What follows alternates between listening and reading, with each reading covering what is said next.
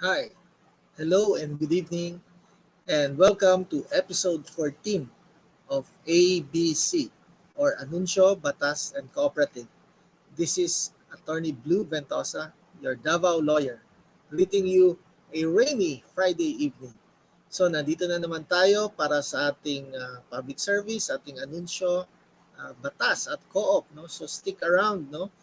Sa ating programa tonight. Kung meron kayong mga tanong, you just go to our Facebook page, no? Davao Lawyer. Nakikita ninyo dyan. So like and follow lang yung ating Davao Lawyer. Davao Lawyer Facebook page, Davao Lawyer YouTube channel, and Davao Lawyer Instagram and Twitter at Blue Ventosa. So stick around tonight. No? We have a full-packed program. Kung gusto niyo makipag-appointment dito sa opisina ko, just click this link or paste to your browser itong calendly.com/Davao-lawyer. So makikita nyo doon yung available date and time na pwede kayong tumawag, pumunta dito sa opisina, or magpanotaryo dito sa ating office. Ang address ng ating office is Ventosa Law Office, Price Road, corner F. Torres Street, Davao City. Malapit lang tayo sa Price Tower, malapit sa harap tayo ng Davao Wisdom Academy. So, tonight, our episode is entitled Ease of Doing Business or Anti-Red Tape Act. So, huwag palang kalimutan yung sa ating mga kasamahan na atay bagong programa. Dili lang alas 7 sa gabi, nag-live si Attorney Blue, ang inyong Davao lawyer.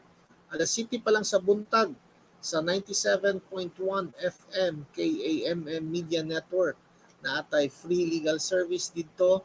Kauban nato ang mga amigo diha, si June Bersamin ug si DJ Sweetheart. Okay. So, I just like to greet ang mga fans di ay kaning mga suki nato sa ang programa, si NB Galgo, si Mario Barcelona, si Mamu, si Bing Barcelona, Joan Kamasura, atong mga kauban sa Barangay 11B, si Kagawad Joboy Hocom, si Kagawad June Monteverde, si Kapitan Arabiana, sa Barangay 74A, si Kapitan Joel Santos, 75A, si Cap Sirunay, ug si Kagawad Winnie Inutan. Sa Barangay Talomo, ang atong kapitan, si Engineer Bendor Calamba. And si Engineer Art Davis, wag yun magpa-ulahi. Mag-greet yun ako. Nag-greet na kandihabay ha. So, i-share nyo naman at i-follow itong ating program. Yung mga kasama natin sa co-op, si Marisa Okoy, sa Samulco, GM, Ruel Ricabo, among GM sa Silangan Multipurpose Cooperative. Si 30 years na siya, no? 30 years na siya diha sa pagserbisyo. Ato ang mga kauban sa network, sa mga media, sa una sa ABS, karon na sila tagsang mga ilahang mga programa, si Sir James Galay, si Maymay Benedicto diha sa Davao City Disaster Radio, 87.1 if I'm not mistaken, si Sir Jasper Magonza, si El Toro, si Marlon Marces sa 98.7 Home Radio, Centro Radio. Of course, ang akong mother, si Lulu Ventosa, akong mother-in-law, Miss Marilu Espejo, Kanks Espejo, and Peach and Red Ventosa. And last but not the least, atong mga kauban sa PBA Party List, sila Sir Willie Marasigan, Boy Tamayo, and Ronald Polancos. Hope you're watching tonight, no? Then just continue to follow our program. Naatay sponsor ang atong Colors Flower Shop. Naara na siya nahimutang pod sa Price Road, corner F. Torres Street, Davao City. Telephone number 224-5720. Mobile niya is 0917 Ventosa. 836-8672. Ang iyang website is www.davoflower.com. Ang iyang email is davo.flowers@gmail.com.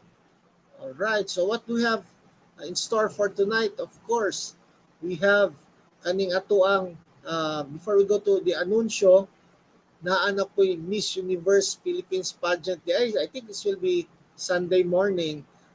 Wapa po itong taga Davao, naapupunto lang itong mga favorite na atong mga kandidata. No? So good luck to all the candidates na adiri sa, I think, Baguio man siguro ang ilahang kaning pageant. No? Ayan. So, Miss Universe Philippines 2020. Good luck to all the candidates. O inatunta, no? Ma-safe ta diri sa atong COVID-19. So, unsay next sa tuwa karong gabi una, we have tonight is, of course, si Little Johnny. Naagid na siya, dili mawala kay due to insistent public demand. Gipangita na si Little Johnny. So si Little Johnny di ay nanguyab sa isa ka Miss Philippines daw to, no? Sunod, seryoso na kayo siya. Gusto na niya mag-meet the parents. So ana dito yung butang na lang nato si Miss Bohol. Ma'am, Dad, I met somebody, si Little Johnny. Malapit lang dito sa sa ating lugar, and he wants to meet you because we're getting married. Ano yung mama? Oh, I'm very glad for you, Samantha. I'm so happy for you. Gapos dahil siyang inahan.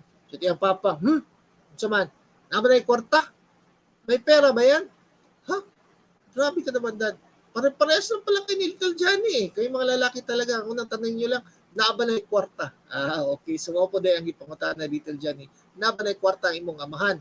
Ang amahan, ang utana po kung naaba yung kwarta si Little Johnny. So, sana hindi lang pera ang ating batayan ng ating relasyon at ang ating pagkakasal, no? So, naatay mga bagong katikaran nga katong si Pope Francis daw na gi-approve na ang same-sex marriage niya, na siya mo rin nga statement, but we will go to that maybe next week, no?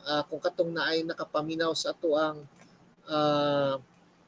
program kanina sa KAMM, maputoy ipangutana sa kuha sa anchor na si Mr. June Bersamin. So, we hope to show you those clips, no? Pag maka-upload ta dito karon sa kaning to ang YouTube, no? So, for those of you who just joined us, I'm Attorney Blue Ventosa, a private lawyer for 20 years, a cooperative officer for more than 10 years, and a public service advocate for the past 5 years. So, dati akong nasa True Case radio program ng IBP Davao City Chapter. Naa naman po tayo mga kauban po sa profession sa IBP Davao City Chapter nga naapoy iya-iyahang mga programs na naghahatag og public service on air. And kahit yung mga teachers din natin, nag-lecture sila sa students online. So good luck sa inyong tanan, sa mga law students. Basa lang yun. Maurag yun na sekreto. No? So our anunsyo is that the Hall of Justice and the City Prosecutor's Office, in fact, atong tanan dito sa atong Candelaria Building o atong sa Main Court Building, closed until October 31, 2020. Kay na daw nag-COVID positive sa branch 3 ba to o sa branch 4 o abot pila na ang naabot karon, amping mo diha, no? So sana meron tayong mga safeguards, no, kung paano pa ito iiwas natin itong pag spread ng virus, no? So we would like to show na napuntay katong after sa EO 50 ba to? 55 last time nga balik na pud ang curfew. Na po'y EO 25 daw. Kanang wala na yung Christmas party. Wala na isulti ni Mayor Inday atong Halangdon Mayor, mo na yung isulti, wala na daw yung Christmas party tinod kani. Di ba na ata sa Article 25 sa atong Civil Code nga we should not be too extravagant in times of kaning mga crisis like karon pandemic ta.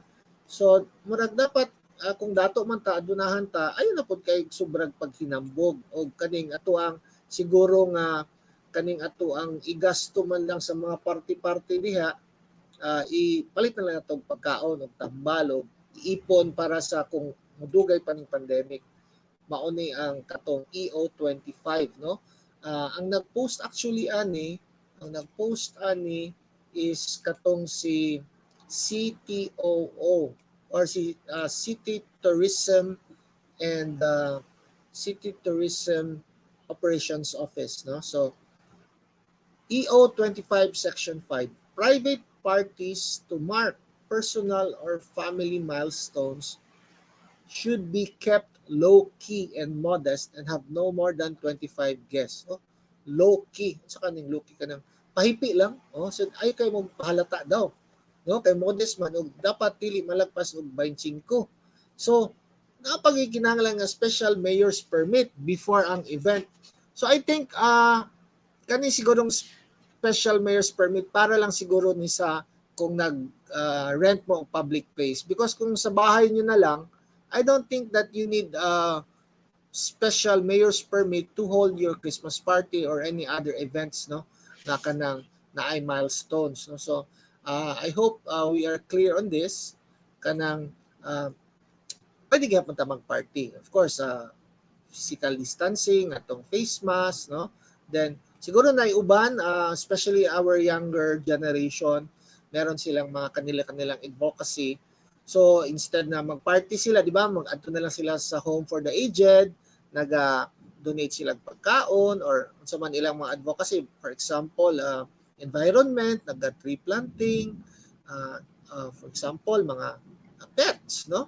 Kanang mga pets mo na ilahan ka ng itagaag pansin, no? So meron tayo ditong free legal service on air. So during the program 7 p.m. to 8 p.m. every Friday night, you could ask questions, you could make some comments or suggestions. Aron ma-greet pod mo, no? Ayaw kaulaw, sabi nga doon sa ads, no, huwag mahiyang magtanong. So kung ano yung tanong ninyo, i-question nyo lang, i-comment nyo lang. Kahit na tapos na yung program, we will do our best, no, to answer your questions, no. So ngayon, meron tayong sagot sa tanong ni ML. So ayaw niya magpakilala, meron daw silang titulo ng lupa na ipinrenda ng mother niya, tapos gusto na nila bayaran para makuha na nila ulit yung lupa, kaso dili na daw makitaan kung asa na tong nagpahulam.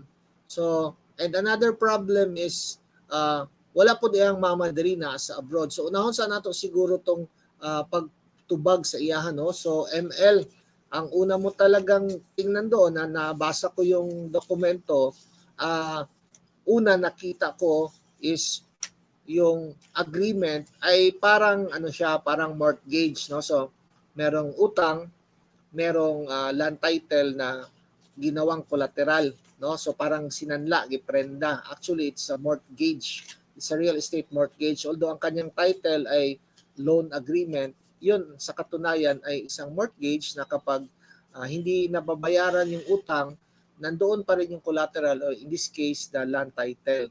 So, ang kapait lang manggod kay wala na pirmahan dito sa first page sa representative atong kumpanya, no. Di lang nako ihisgot ang ngalan sa kumpanya, o wala pod na notaryuhan. Nagitanaw nako dito sa second page, pero dili ni buot pasabot nga wala ni napirmahan o wala ni na notaryuhan nga dili na mo magbayad sa inyong utang. So babayaran niyo pa rin yung utang ninyo, yung utang ng mother mo. Tapos kung hindi niyo na makita, ayon, due diligence tayo. So halimbawa, hindi man natin ma-sure kung company ba yun siya, cooperative or partnership. So pwede kayong mag-check sa Securities and Exchange Commission or sa DTI or sa CDA, sa Cooperative Development Authority. Tingnan ninyo doon ang name ng company, at normally nandiyan talaga nakalista kung sino yung mga officers, saan yung address nila, at may contact numbers pa and email. So that's the time that you would contact them and offer to fully pay the balance sa loan para mabawi ninyo yung land title. Ngayon, kung hindi na makita, wala na talaga, pwede na kayong pumunta sa korte. Meron tayong tinatawag na consignation and payment. So yung payment ninyo, doon na lang siya de-deposit sa korte. May konting bayad kasi may legal fees tayo, may handling fee tayo, but parang nabayaran nyo na rin, no? But you have to exert efforts to look for that company, who are their officers, where is their address, sino pang mga surviving officers, kung ano pa ba, subsisting pa ba yung company na yan, co-op ba yan, or partnership, no? Then, kung hindi makita, i-deposit sa korte yung bayad, at pwede na kayo later on mag-file ng petition for issuance of new owner's duplicate, no, ng certificate of title. So medyo medyo masalimuot, tapos nasa labas pa si mama mo. So ML, humingi ka na lang din siguro ng special power of attorney kay mama mo. Dapat kung let's say nasa States siya or saan na lugar, naka-notarize or naka-apostille, no? Yung apostille natin, yung red ribbon, wala na yung red ribbon ngayon. Yung apostille na lang. Yun yung gagamitin mo para ikaw yung mag-act in behalf of your mother. So if you have other questions, you just comment on here on our page, no? So wag kayong mahiyang magtanong. We will now go to our batas. Ano ba yung ating batas ngayon na pag-uusapan? Ang ating pag-uusapan tonight is RA 11032, or yung Ease of Doing Business and Efficient Government Service Delivery Act of 2018. Oh, ang haba ng title, no? Pero sa totoo lang, anti-red tape lang ito siya. Yung dating 2007, if I'm not mistaken, meron na tayong Anti-Red Tape Act. Parang binabawasan lang yung mga layers, yung mga procedures sa gobyerno para mapabilis yung pagkukuha ng mga clearances, ng mga permits, at iba pa. No? So, ano ang difference ng RA 9485 and RA 11032? Ang siguro sa scope yung una, yung RA 9485 within the Philippines lang siya noon. Pero ngayon, kasali na yung sa abroad. So meron tayong mga kababayan na sa labas, no? At hindi sila binibigyan gaanong pansin ng mga embassy, ng mga consulates. So pati mga embassy at consulates ngayon ay hawak na ng RA 11032, and of course all the other offices sa ating executive department under the office of the president. So konting background lang siguro sa ating sa ating red tape. Bakit red tape ang tawag? So, hindi red ribbon ha, o yung cake or yung red ribbon na nakikita natin sa mga dokumento. Sa unang panahon magud daw, kaning ato ang mga dokumento nga gikan sa mga hari or sa mga emperor na ay pula nga ribbon or nga tape, ginahikta na siya. So meaning that's an official document na di mo dapat pakyason, di mo dapat hilabtan. So murag in the modern times, sumodo nang nagapadugay sa mga transaksyon kay daghan kayo requirements, pabalik-balikon ka, sunod na pod pasa ka dito sa PICAS window, sa PICAS nga table, daghan gyapong requirements. Kano dili na lang ba nila usahon, no? So who can benefit from these laws? Of course, katong ato ang mga negosyante gyud dapat magyud ease of doing business kay gusto nato ma-promote ang atong economy, labi na karon, no? Pandemic. Patay na patay yung mga negosyo. Paano ba natin palakasin at pabilisin itong pagkukuha ng mga business permit, ng mga clearances, at yung mga normal natin na mga kababayan in town, no? Abin ako mawala na ng mga pila-pila na to sa PRC, diya sa mga lain pang mga government offices. Unta nga kanang i-gamit ang ginato karon ng online, i-unsa nang ginato siya kanang papaspasan na nato, no, kay hopefully nga kusog na nga to ang internet para pag adto dito sa tawo dili na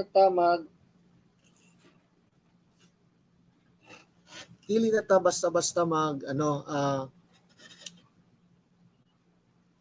magpila og dugay.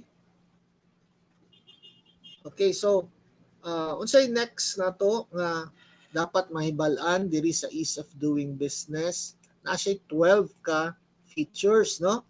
So, ang una nato nga feature makita nato diri karon sa ato ang batas is that we have this kaning mga processing time niya mas mubo na daw. Mas mubo na ang processing time kay makita naman dayon nato ana, no?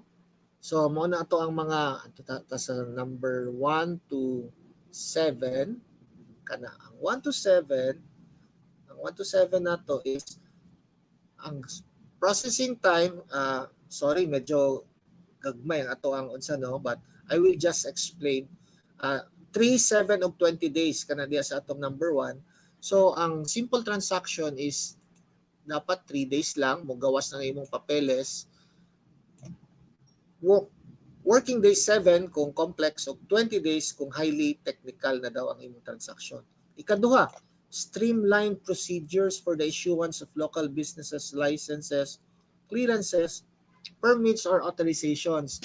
No, natin gitawag nga BOSS, Business One-Stop Shop. Diri sa atong lungsod sa Davao, kada mag renew ta sa atong business permit, naa na sila diha tanan sa Almendras Gym, no? Si Fire, si Senro, si SSS, si BIR, naa na diha siya tanan.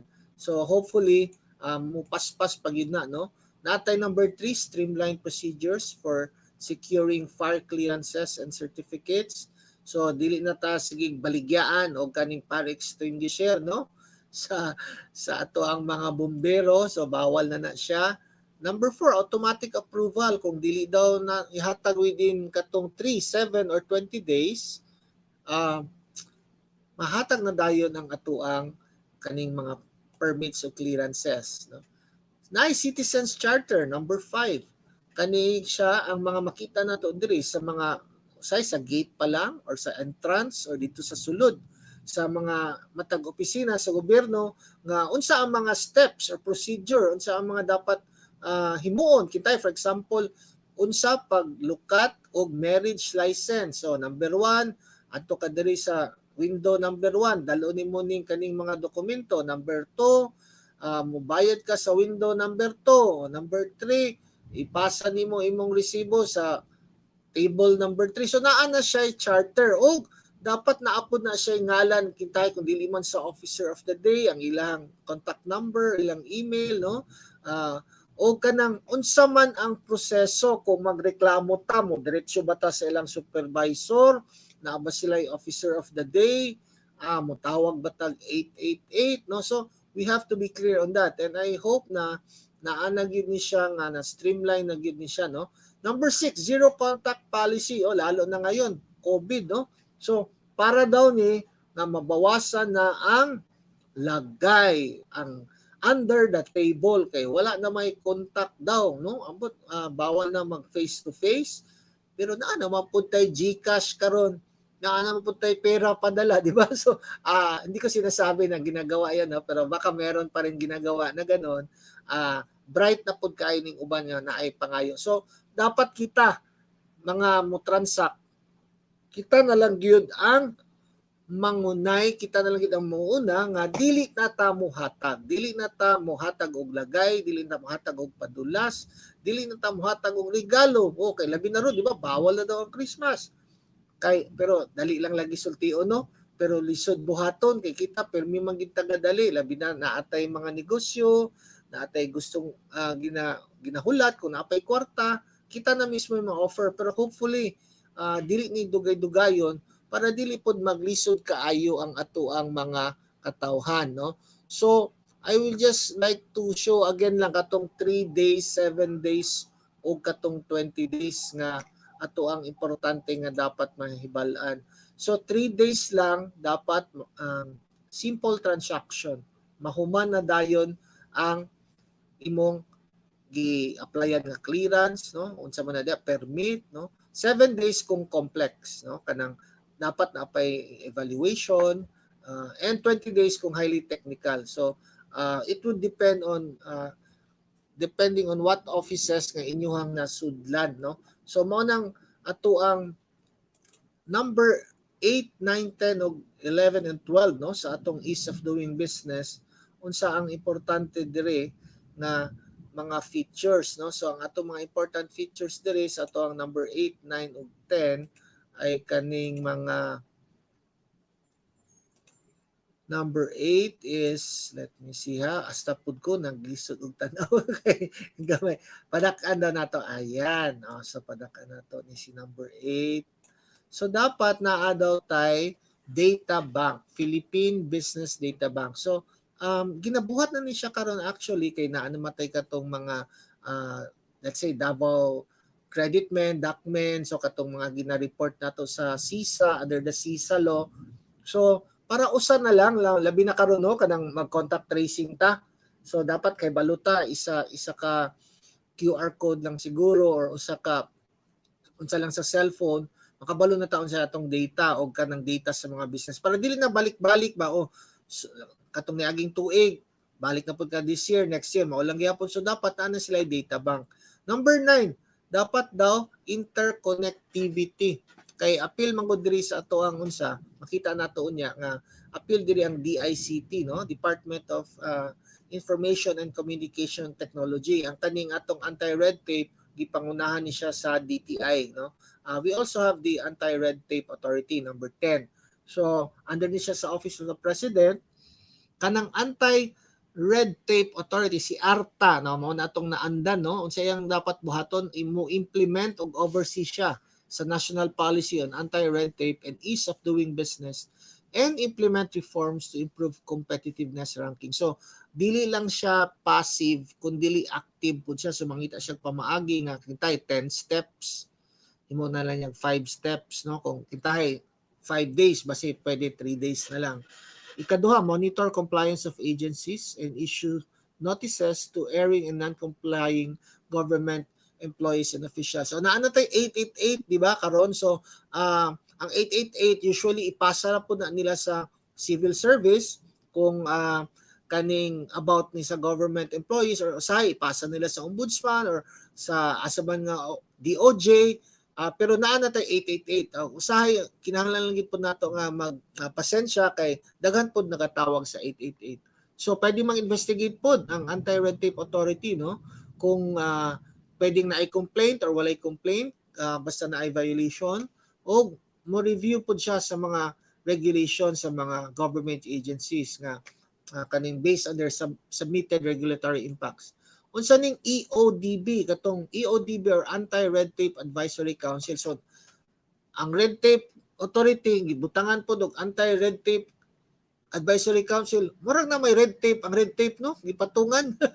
So ang buhat daw ani katong atong gisulti niya katong Anti-Red Tape Advisory Council sumuhatag og advice ni siya sa ARTA si DTI si ARTA Director General, Department of Finance, si DICT o DILG no so para muhatag og anapay duha ka representative from the private sector. So hopefully gito mga private sector nito mga negosyante siguro or mga yanong taong lungsuranon para makahatag og kaning mas maayo nga mga serbisyo no para sa atong katawhan.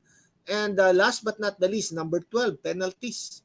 Unsa man ni strike to rata duha ra ka ligis naman ligsan na dayon ta strike na dayon ang first offense 6 months suspension kadayon no appeal pag yung mga fixer daw dito nga makasuhan pag yung kag revised penal code kung napay mga fixer so yan talaga noon pa no iwas fixer wala nang fixer pero tayo mismo gusto ng fixer or yung tagaloob daw mismo mga fixer din daw. So ambot lang ha kung tinuod ba na siya.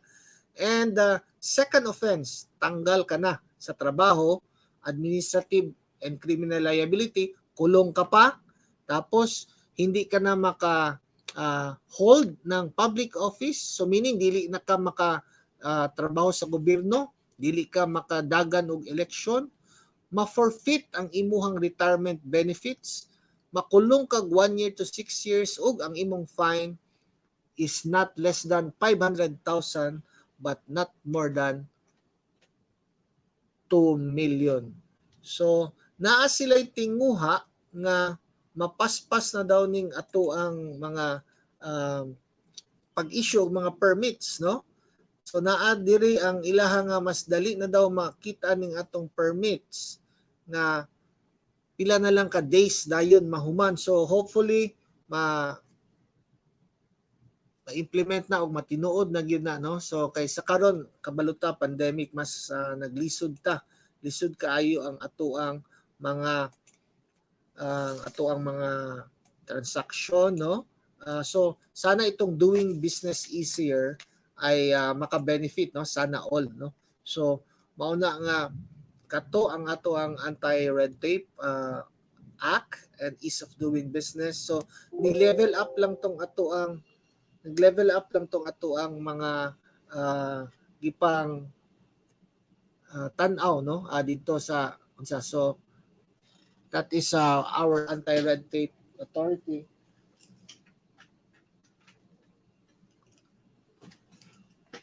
Then for those of you who just joined us tonight, good evening, no? This is Attorney Blue Ventosa, your Davao lawyer. We are live at Facebook, Davao Lawyer Facebook page, Davao Lawyer YouTube channel, and Davao Lawyer Twitter, and sa Periscope ni nakatilang video, no? So saan na ba tayo ngayon? Nandito na tayo sa ating sa ating co-op portion. Before we go to the co-op portion, we just like to again, due to insistent public demand, ano po tayo Little Johnny joke, no? Kay maski si kaubang Jasper ganiya, sige gyud request nga kaning Little Johnny. So pinaunlakan natin kanina. So wala lang dai ko ganiya sa alas 7 sa buntag, na po dai ko alas 11:30 sa udto o karong gabi una. Sana all talaga, no? Friday is free day, it's free legal service day. So huwag kayong mahiya mag-like, follow and subscribe, no, sa ating Davao Lawyer Facebook page and our Davao Lawyer YouTube channel, kasi dapat lang tayo maalaman natin yung mga bagong batas, yung ating announcements, and yung of course ating co-op, no? I would just like to greet the no? So katong ang mga nag-anniversary, kaya ang atong joke is about second anniversary na si Little Johnny, naminyo na gid siya atong unsa katong si Miss Bohol.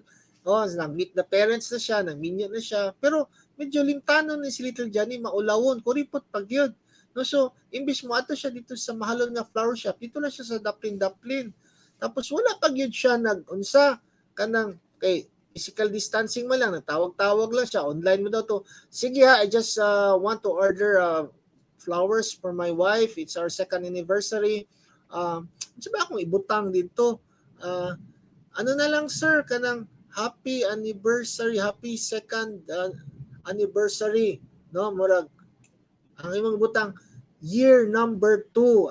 So ana na lang dahil, so dili dahil siya kaayo kabalo mag-unsa, di kay siya kabalo mag kanang ano na ibutang happy anniversary year number 2. Yan ang talaga yung mga flower shop ay hatid mo. O sige, bayad na siya, hatod. Naku, paghatag sa iyang misis, gilabay man ang bulak sa iya, ha? Gitamparos o mag-asawang sampal. Pak. Ano ba ito? Kaloko ka, Johnny, ha? Tingnan mo, ano bang nangyari? Bakit ano bang message nakalagay? Happy anniversary, your number 2. Agoy, number 2 lang di ang misis. So, ang lesson dyan ay dapat umorder sa mga legitimong mga sa mga ating mga flower shop. Katulad sa Colors Flower Shop, yung ating sponsor, ay napagaganda, fresh, and personally made, no? So, meron silang Facebook page. Makita nyo doon, Colors Flower Shop. So, karon ang ato ang ipakita ay katong silangan nga bag-o nga mga uniform. So, mao ni akong gisulob karon. Kung makita ninyo, blue and white. Ambot ganong blue man ilang gibutang, no? So, naaman tay mga laing color. Gusto gid siguro nila ang blue. Kay na timingan lang kay blue magud pod ang usa sa mga main colors sa silangan. So, thank you, Krisha, and to all our officers, atong mga members niya. Kung makita ninyo ning ato ang mga kaning new employees with new uniforms, that's their uniforms, no? So kailangan lang din talaga natin ngayon, no, ingat tayo kay nitaas na po daw ang kaso sa COVID, no. Hinaot unta nga mag distancing gyapon ta, kita na lang kita na lang ang kaning disiplina sa atong kaugalingon kay kahibaw ta lisod kayo ang panahon karon kay grabe ang taas sa atoang cases na po, not only here in Davao City but also in other places, no. So ayaw kalimtan, no, atong paghugas ng kamay, atong face shield, atong face mask, atong distancing. Unsa daw to, mga vitamins, vitamin C, D, ug E, halata na lang ang alpabeto nga vitamins, imna. Pero dili po gid nato i-smallan ang ato ang mga tuob-tuob, ang ato ang kaning pag-inom og init, no, kay mamatay man daw sa ning virus. And of course ang tulog, no. So dapat maayo gid daw ang ato ang pagtulog kay kani isa makapakusog sa ato ang mga kaning resistensya, no. So kung meron pa kayong tanong, just go to our kaning ato ang Facebook page, no, or you could email us davaolawyer@gmail.com. Dali lang kayo hinumdumon, Davao Lawyer lang. Davao Lawyer nga Facebook page, Davao Lawyer nga YouTube channel, Davao Lawyer nga Gmail, Davao Lawyer nga Twitter, Davao Lawyer nga Instagram. So, wag kayong mahiyang magtanong at meron tayong mga announcements, no, from our ka-co-ops sa Mulco. Meron silang teleconsultation.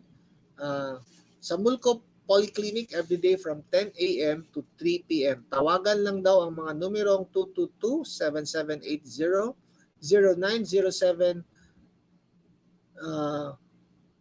0975-149-5722 o 225-1250. So 0907-908-5232. Then 225-1250. Ayan. So before we leave, I think we have to again revisit the kay Co-op Month makaron na from greetings from Senator Mig Subiri. Paminaw na to. Happy Cooperative Month po sa lahat ng ating mga kooperatiba. I'm happy to say that just this past month, we in the Senate have actually approved Senate Bill number 1807 or the Cooperative Month Bill, which officially recognizes October as our National Cooperative Month. This bill acknowledges and celebrates the cooperative sector's great contributions to this country, especially since this year, more than ever, it seems necessary to put a spotlight on the efforts of our co-op sector. Alam ko pong marami sa ating mga kooperatiba ang tinamaan nitong COVID-19 pandemic at matindi ang dagok sa ekonomiya na dala nito. Pero hanga po ako dahil nakita ko kung gaano kapursigido ang ating mga kooperatiba na pagpatuloy sa paghatid ng serbisyo at pag-abot ng tulong sa kanilang mga komunidad sa gitna ng lahat nito. I know many co-ops endeavor to support our frontliners through the provisions of necessary protective equipment and medical supplies, while other co-ops focused on delivering relief packages to our low-income communities to help them through these past months of unexpected loss of income. I've always said that the cooperatives are government's partners in helping the Filipinos help themselves. Especially on the grassroots level, napatunayan niyan ng ating mga co-op ngayong pandemya. Talagang napakalaki at napakalaga ng tulong at serbisyo na napamahagi ninyo sa panahon ng pangangailangan sa ating mga kababayan. This unflinching spirit of community resilience and service is what we are celebrating this Cooperative Month for. For my part, as your ally and as chairman for the Senate Committee on Cooperatives, I have continued to push for legislative measures for the sector. Particularly, sinigurado ko po na hindi mapag-iwanan ng sektor sa Bayanihan 2, Isinama po natin ang mga co-op sa mga probisyon ng batas na ito para magkaroon kayo ng access sa recovery assistance ng gobyerno. Kasama dyan ang mga low-interest loans, wage subsidies, at financial and technical assistance mula sa ating mga national government agencies. Dinagdagan din po natin ng 10 billion ang funding ng Small Business Corporation, 4 billion of which ay para sa MSMEs at cooperatives, at 6 billion para sa tourism industry. Kasama na rin po ang tourism-related co-ops dyan. Ang perang ito ay magagamit ng ating mga co-ops para sa mga loans, para maka-restart po sila ng kanilang mga businesses o kaya bilang dagdag ng capital infusion. Maliban sa Bayanihan 2 at Co-op Month Bill, isinulong din po natin ang panukala na magtatalaga ng Cooperatives Development Officers sa ating mga lokal na pamahalaan. Ito po ang ating paraan para magbigay ng on-the-ground government support para sa ating mga kooperatiba sa provincial, city at municipal levels. Makakaasa po kayo ang patuloy na pagsulong ng mga batas para sa mga kooperatiba. And as ever, we trust that the sector will continue to be our partners in nation building.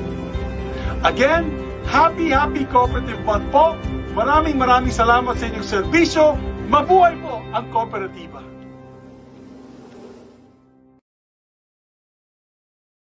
Okay, so yan yung message ng ating beloved Senator, no? Senator Mig Zubiri. Murag wala na po siya nagtina, no? Kapoy na siguro siya gawa sa COVID. White hair na po siya. So, before we leave, as promised, si Little Johnny, joke number 3, finished o completed. Ano man ni siya? Kani magudtong si Little Johnny, di ba, naminyo na siya kay Miss Bohol, nagkaanak na sila. Tapos, sila yung anak na ay online class na siya, assignment. Dad, sabi ng teacher, ano ba daw ang kaibahan sa complete at finished? Ay, ganito yan anak, no? So, wala mo yung klaro sa dictionary, daddy, kung unsa magina siya, nahuman na ba na, kompleto ba na? Ito ang difference niya, sabi niya sa anak niya. So, number 1, when you marry the right woman, you are complete. Kompleto ka na, you are complete. But when you marry the wrong woman, you are finished. Wa na gyud ka. Number 2, when your wife catches you with another woman, you are completely finished. Okay? But when your wife likes online shopping non-stop, going to the mall, buying everything very expensive, then you are finished completely. Okay, yan yung difference, anak. So, I hope you guys enjoyed our show for tonight. Medyo naamang tayo curfew. Dapat masayutag uli, no? Yung ating meron pa rin tayong curfew, yung 7, no? Until 5 AM naatay kaning ato ang liquor ban, no? Ambot lang kung ni sayo na bag-abri ang ato ang kaning gitawag nga Rojas Night Market, no? So kaluoy pod, no, kung sundon gyud ang 5 AM to 7 PM, duha ka oras lang ang ilahang mahimong operating hours. 'Di ba naapatay ka ng ginatawag nga mag-set up ta, maglimpyo ta, daghan kaayo tag ka ng ginahimo before aning mo unsa ta mo manguli na, no? Then nakita nato usahay ako maluoy pud taon ko sa atong mga kaigsuonan nga kanang maglisod taon gihapon og sakay kay asa-asa na sila manguli, lagyo pa magtinukluray. Luoy kayo usahay kung naapaning ato ang mga senior kay maipit, no? Maipit. So ato mga bata wala na physical distancing. Hinaut ta nga dili na ta mag sobra-sobra og kaning mga tinuklaray, no?